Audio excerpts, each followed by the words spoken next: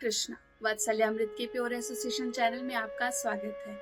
आज हम Shrimad Bhagavatam tell series में एक अन्य कथा का श्रवण करेंगे, जिसका नाम है a boy who become a says, बालक जो एक साधु बन गया था। जैसा कि हमने देखा था कि उपबृन्न नाम के एक गंधर्व, जिन्होंने अपने बुरे व्यवहार की वजह से प्रजापतियों को और समस्त देवतागणों को निराश कर दिया था, जिसकी वजह से उन्हें प्रजापति द्वारा एक श्राप मिला था, जिसके फलस्वरूप उन्हें अगला जन्म एक दासी पुत्र के रूप में प्राप्त हुआ था। इसके बाद हमने देखा था कि वह दासी पुत्र अपनी माता के साथ भक्ति वेदांतियों की सेवा किया करता था और उनसे भगवत कथा का श्रवण किया करता था, जिसके परिणाम स्वरूप भक्ति वेदांती अत्यंत प्रसन्न हुए और उसे उन भक्ति वेदांतियों द्वारा भगवान की भक्ति का आशीर्वाद प्राप्त हुआ। उसके बाद उस बालक के जीवन में बहुत बड़ी समस्या आ गई, तो आज हम उस समस्या के ऊपर चर्चा करेंगे। उन भक्ति वेदांतियों के जाने के बाद वह बालक अपनी माता के संरक्षण में रहता रहा और उनकी संगति से प्राप्त प्रेरणा से अभिभूत होकर उनकी शिक्षाओं पर मनन करता रहा। एक दिन उसकी माता गाय दोहने के लिए घर से बाहर गई। रास्ते में उसकी माता को सांप ने उनके पैर पर काट लिया और उनकी मौके पर ही मृत्यु हो गई। इस प्रकार उस बालक ने अपनी एकमात्र संरक्षक, अपनी स्नेही माता को खो दिया। वह बालक अब इतना परिपक्व हो गया था कि उसने गंभीर परिस्थिति में भी भगवान का हाथ देखा। उसने सोचा कि भगवान अपने भक्तों के परम शुभ चिंतक हैं।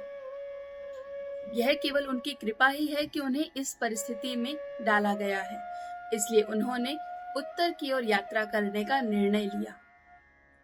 उनकी माता भक्ति वेदांतियों की सेवा किया करती थी, इसलिए अवश्य ही उन्हें एक अच्छी गति प्राप्त हुई होगी और अब उनका पुत्र भी पूर्णतः भगवान के संरक्षण में और उनके आश्रय में आ गया था। इस प्रसंग से हमें यह सीखने को मिलता है कि बहुत बार भक्तों के जीवन में भी अनेक कठिनाइयां आती हैं, परंतु वे भगवान पर से अपना विश्वास खोते नहीं हैं। उन्हें विश्वास रहता है कि अवश्य रक्षिबे कृष्णा, भगवान उनकी हमेशा रक्षा करेंगे। वह बालक अपनी यात्रा के दौरान अनेक शहरों, कस्बों, गांवों, खेतों, खदानों, बगीचों, घाटियों और पर्वतों से होकर गुजरा। उसे आध्यात्मिक जीवन में प्रेरणा प्राप्त हुई थी और उसने एक भी क्षण व्यर्थ नहीं गवाया। उसने चलते हुए निरंतर अपना ध्यान भगवान कृष्ण पर केंद्रित रखा। उसे रास्ते में सुंदर कमल के फूलों से भरी झीलें मिली, जो मधुमक्खियों और चहचहाते पक्षियों से घिरी हुई थी। वह रास्ते में बैतों और खोखले बांस के घने डरावने जंगलों से होकर गुजरा, जो सियार, उल्लुओं और सांपों के लिए खेल का मैदान थी। परंतु वह बिल्कुल भी भयभीत नहीं हुआ, क्योंकि उसने निरंतर भगवान कृष्ण का आश्रय लिया हुआ था।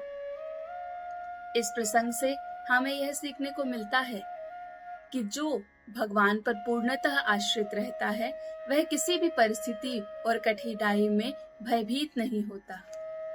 इस प्रकार यात्रा करते हुए वह बालक शारीरिक और मानसिक थकान का अनुभव करने लगा। वह भूखा और प्यासा था।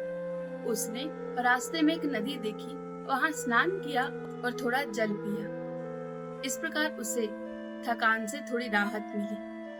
वह एक बरगद के पेड़ के नीचे बैठ गया और भक्ति वेदांतियों द्वारा सिखाई गई विधि द्वारा भगवान कृष्ण पर अपने ध्यान को केंद्रित करने लगा।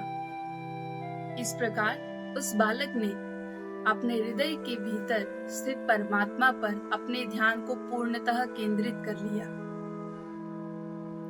इस प्रसंग से हमें यह सीखने को मिलता है कि मनुष्य को गुरु और शास्त्रों द्वारा सिखाई गई विधि द्वारा ही भगवान पर ध्यान करना चाहिए, अपने मन की कपोल कल्पनाओं के अनुसार नहीं। जब वह बालक बहुत प्रेम से भगवान का ध्यान कर रहा था, तो उसकी आंखों से अश्रु बहने लगे और भगवान कृष्ण उसके हृदय में प्रकट हुए। वह बालक भगवान कृष्ण के शरीर की सुगंध, उनके घुंघरूओं की ध्वनि और उनके चेहरे की सुंदरता का अनुभव कर सकता था।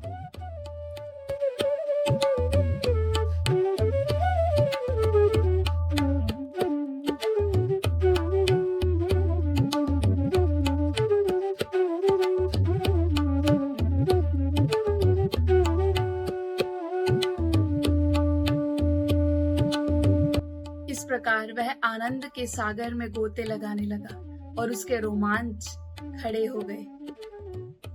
ऐसे आनंद में डूबे हुए अचानक भगवान उसकी दृष्टि से ओझल हो गए। वह अब भगवान के आकर्षक रूप को नहीं देख पा रहा था और वह इस तरह निराश हो गया जैसे किसी ने अपना अमूल्य खजाना खो दिया हो। वह वियोग के दुख से व्याकुल हो गया। वह बार बार भगवान के दर्शन की इच्छा से उत्सुकता पूर्वक ध्यान करने की कोशिश करता था, लेकिन अब वह भगवान के दर्शन नहीं कर पा रहा था। वह अत्यंत ही असंतुष्ट और दुखी हो गया। श्रील प्रभुपाद अनेक बार यह उदाहरण देते हैं कि जिस प्रकार हम सूर्य से अपनी इच्छा अनुसार उदय होने की मांग नहीं कर सकते, उसी प्रकार हम भगवान से अपने सामने प्रकट होने की मांग नहीं कर सकते। भगवान हमारे सामने तभी प्रकट होते हैं जब वे चाहते हैं। भगवान बालक के बार बार प्रयास करने से प्रसन्न हुए और इस प्रकार उस बालक से कहा, अब तुम मुझे इस देह में और नहीं देख पाओगे। मैं उन लोगों के लिए अदृश्य रहता हूँ जिनमें कुछ अशुद्धियां हैं और जो अभी सेवा में पूर्ण नहीं है। मेरी और मेरे भक्तों की थोड़ी सेवा से ही मेरे प्रति दृढ़ भक्ति प्राप्त हो सकती है। मैंने स्वयं को तुम्हारे सामने एक बार प्रकट किया, जिससे तुम्हें मेरा दर्शन करने की इच्छा और भी तीव्र हो सके। तुम शीघ्र ही इस भौतिक देह को त्याग कर आध्यात्मिक देह को प्राप्त करोगे और आध्यात्मिक जगत में मेरे पार्षद बन जाओगे। तब से वह बालक भगवान के पवित्र नाम का निरंतर जप करता रहा। वह विनम्र, संतुष्ट और ईर्ष्या रहित होकर पूरी दुनिया में यात्रा करता रहा। इस प्रकार वह भौतिक पदार्थ से अनासक्त हो गया और पूर्णतः कृष्ण भावना में विलीन हो गया और एक दिन मृत्यु को प्राप्त हुआ। इस भौतिक देह को त्यागने के पश्चात उसे एक आध्यात्मिक देह प्राप्त हुआ, जो भगवान का पार्षद बनने के लिए पूर्णतः उपयुक्त थी। और अगले जीवन में वह भगवान कृष्ण के एक सच्चे भक्त महान ऋषि नारद मुनि बन गए। जब ब्रह्मा अगली रचना में ब्रह्मांड का निर्माण कर रहे थे, तो वह बालक आध्यात्मिक शरीर के साथ उनके पुत्र के रूप में प्रकट हुआ और वह समस्त ऋषियों में सबसे महान ऋषि नारद मुनि बन गए। भगवान ने उन्हें वीणा नामक एक संगीत वाद्य यंत्र उपहार में दिया।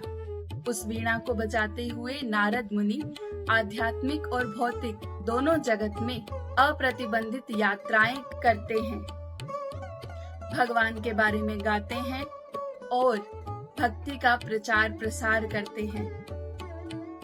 जैसे ही वे भगवान के नामों का जप करते हैं, भगवान तुरंत हृदय में प्रकट हो जाते हैं, मानो उन्हें स्वयं बुलाया गया हो। नारद मुनि भक्ति के एक महान शिक्षक हैं और ध्रुव, प्रहलाद और प्रियव्रत जैसे महान भक्त राजाओं के गुरु हैं। आज की इस कथा से हमें यह सीखने को मिलता है कि जब भगवान के आशीर्वाद और कृपा के साथ हमारा ईमानदार प्रयास मिल जाता है, तो हम किसी भी लक्ष्य को आसानी से प्राप्त कर सकते हैं। हालांकि दासी पुत्र अपनी उम्र या सामाजिक स्थिति में इतना प्रगत नहीं था, किंतु उसे अपने उत्कृष्ट आचरण से भक्ति वेदांतियों द्वारा आशीर्वाद प्राप्त हुआ था और अपने सच्चे प्रयासों से वह भगवान की कृपा को प्राप्त करने में सफल रहा।